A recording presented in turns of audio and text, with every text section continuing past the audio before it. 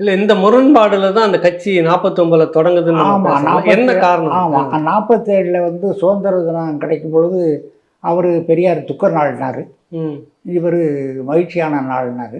ம், இந்த கருத்து வேறுபாடுகள்லாம் வளர்ந்துக்கிட்டே வருது. ம்.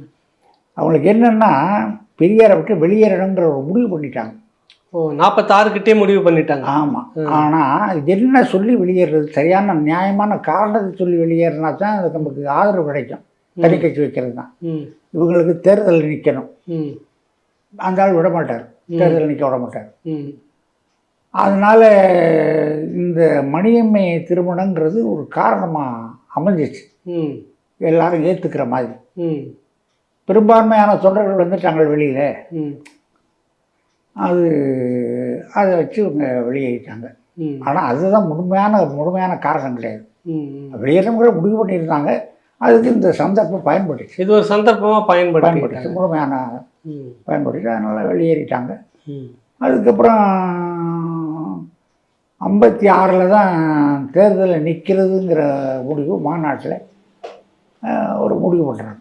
ம். தேர்தலில் பங்கெடுத்துக்கணும். தேர்தலில் நிற்கிறதுங்கிற முடிவு 56 தான் முடிவு பண்ணுறாங்க. அந்த 49 அந்த காலகட்டத்துக்கு பிறகு பெரியாருக்கும் அண்ணாவுக்கும் தம்பிகளுக்கும் பெரியாருக்கும் வந்து என்ன முரண்பாடு, எப்படிலாம் பேசிக்குவாங்க, எப்படிலாம் கண்ணீர் துளி திட்டிக்குவாங்க? பசங்கம் பாரு, கண்ணீர் துளி பசங்கம் பாரு, தேசிபா எங்கேயும் பாரு, ம்.